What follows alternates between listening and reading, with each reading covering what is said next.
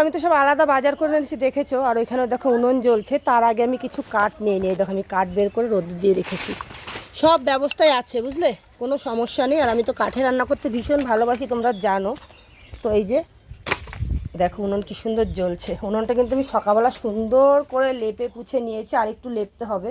আর চলো কি করেছি, এই দেখো সবজি কুটে নিয়েছি, উচ্ছে কুটেছি, কাঁকরোল, আলু, ভেন্ডি। আর এই যে কড়াইতে কাদা মাখিয়ে রেখেছি যাতে মাছদের সুবিধা হয়। আর এই যে এখানে চাল ধুয়ে নিয়েছি, এই দেখো ছোট্ট একটা হাঁড়িতে বসিয়েছি ভাত, এখানেও কিন্তু কাদা মাখিয়ে নিয়েছি। আর চলো, অসুবিধা নেই, কাঠে রান্না করতে আমি ভীষণ ভালোবাসি। আর আমার কাঠে রান্না হয়ও ভালো, তো তাই জন্য এই যে কাঠেই রান্না করছি।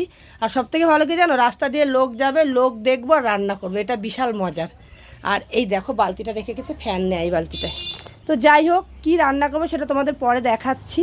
রান্না কিন্তু বসিয়ে দিয়েছি। আর এই যে এখান দিয়ে জানলা খোলা রয়েছে। আর সকালবেলা তো এই ঘরটা পুরোপুরি মোটামুটি একটু গুছিয়েছি, আর একটু গুছাবো, ঠিক আছে। এই দেখো একটু ঝাড়পাট দিয়ে পরিষ্কার করে নিয়েছি। চলো রান্না করে নেওয়া যাক। আচ্ছা আমি চালটা দিয়ে দিই বুঝলে, অল্প করে চাল নিয়েছি। এই দেখো, তো তোমরা জানিও আমার রান্নার জায়গাটা কেমন হয়েছে, ঠিক আছে। রান্না মানে করার জায়গাটা কীরকম হয়েছে, রান্নার ঘরটা। আমার তো খুব ভালো লাগছে এখানে রান্না করতে। তোমাদের কেমন লাগছে অবশ্যই কমেন্টে জানিও।